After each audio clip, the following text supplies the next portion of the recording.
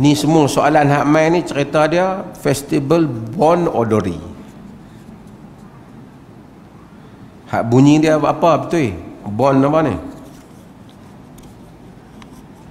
Bon Odori. Nak jawab kan ni? Okey. Tuan-tuan kena dengar bagi clear benda ni. Dalam dia sebenarnya al-hukmu ala syai' far'un an tasawwurihi. Hukuman ke atas sesuatu itu ialah cabang daripada gambaran mengenainya. Maksudnya apa yang kita hukum berdasarkan apa yang kita tergambar di dalam pikiran kita, di dalam pengetahuan kita. Kalau kita tak tahu, maka sukar kita nak hukum.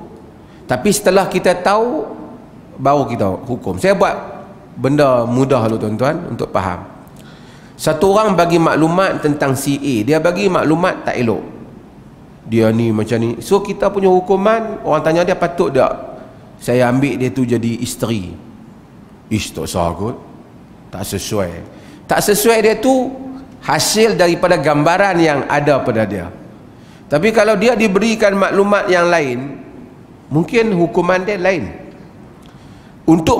Jadi yang penting dalam hal ini ialah mendapatkan gambaran yang sahih tentang sesuatu hal sebelum kita mengeluarkan hukuman mengenainya.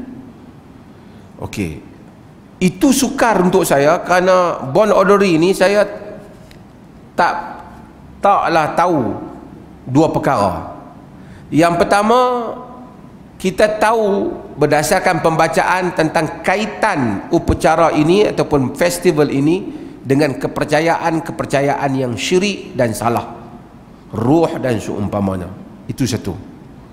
Yang keduanya ialah, adakah yang akan dibuat di Malaysia itu sama macam yang diceritakan di dalam laporan-laporan? Itu pula. Itu mesti juga kita ambil tahu supaya adil di dalam hukuman. Tuan-tuan kena dengar bagi adil. Kita di Perlis ni ada Songkran. Songkran kita fatwa tak boleh, sebab kita tahu perayaan dia tu memang membabitkan kepercayaan dan seumpamanya.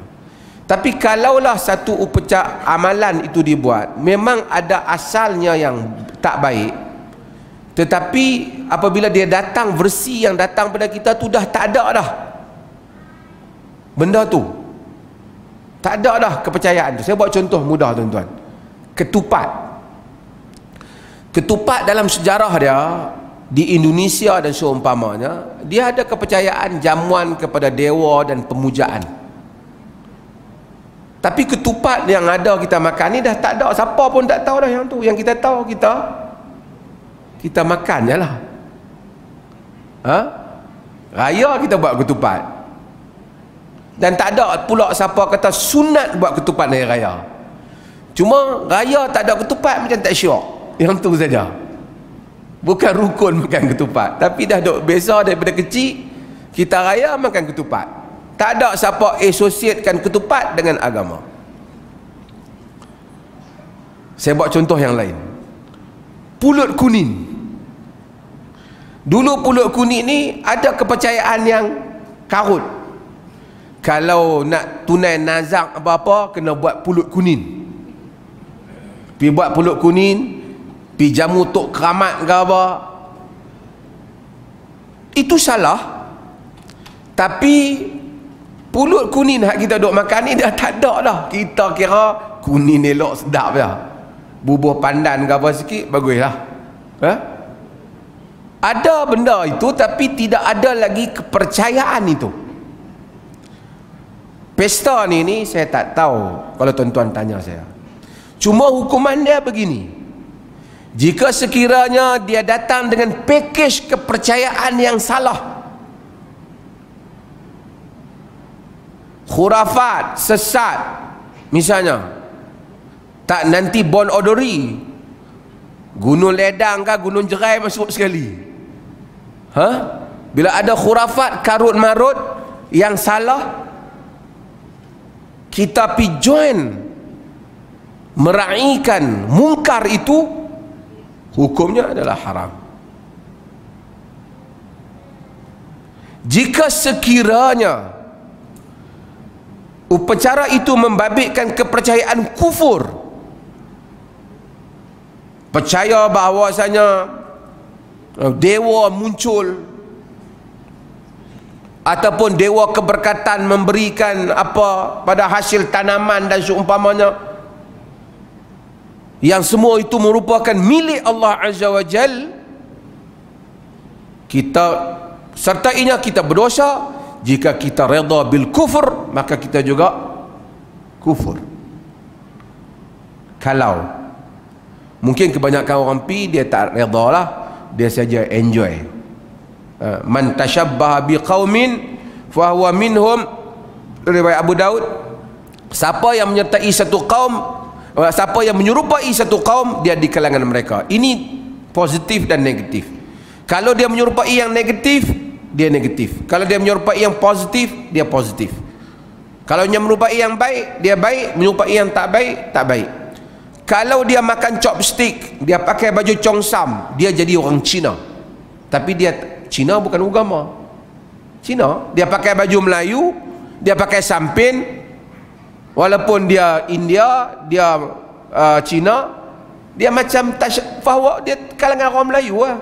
Ridwan T, pakai baju Melayu, kita rasa dia macam Melayu lah, kan? Itu dia punya moral dia. Tapi jika penyerupaan itu baju padri, maka itu bukan penyerupaan kaum, itu penyerupaan agama.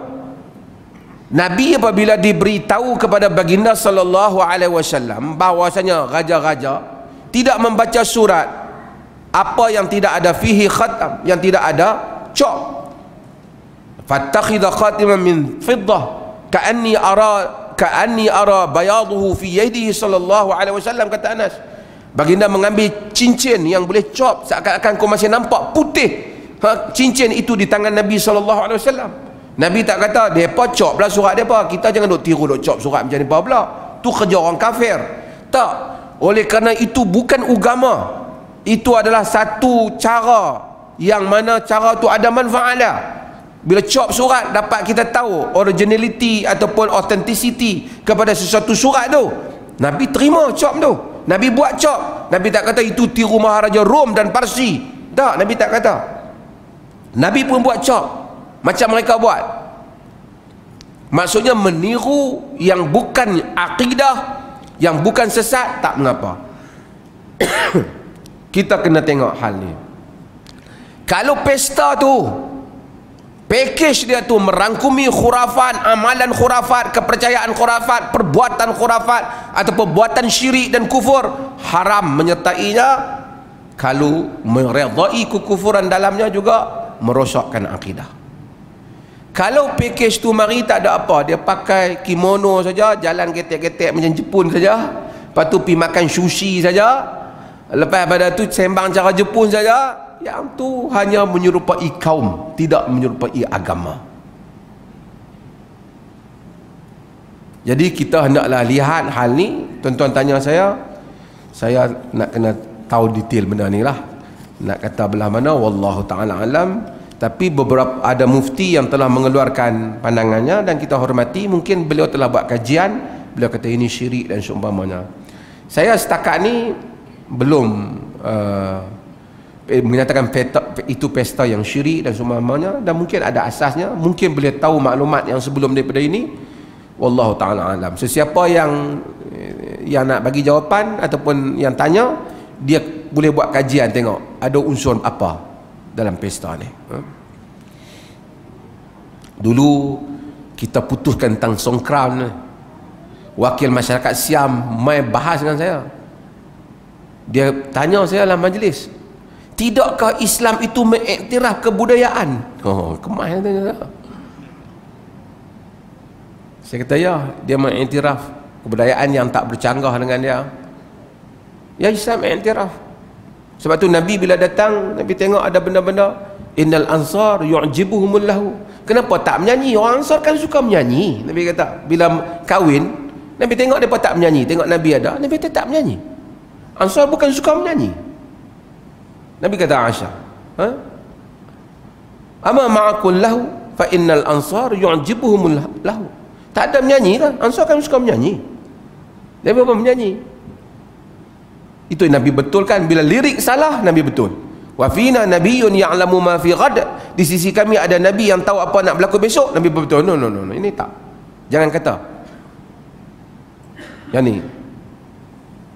Quli ma kunti taquli min qabl. Kata apa yang kau kata sebelum ni. Nabi tahu yang besok. Nabi tak tahu. Dia kata di sisi kami ada Nabi yang tahu besok nak berlaku apa. Nabi kata, yang ni jangan kata. Yang tahu besok nak berlaku apa siapa? Allah. Itu Nabi. Nabi tak kata, tengok baru dia bergerun kat aku tahu besok nak berlaku apa. Kita yang tak Nabi, manusia yang tak Nabi ni duk pergi habaq tok guru dia tahu apa, main duk scan. Hang ni tak lama lagi jadi sekian. Pakatlah sekian, bayar seorang RM50. Ada kadang-kala karamah di mana Allah lontarkan pengetahuan ataupun lintasan kepada orang soleh dalam hal tertentu. Tak adalah semua orang dia tahu. Kadang-kadang macam Yusuf Al-Murakushi yang menyatakan bahawa kemungkinan An-Nawawi akan jadi. Dia Allah campakkan, dia kata amunajjimun anta, engkau buat ramalan kata, dia kata aku Allah lintaskan aku, dia akan jadi satu. Macam itulah.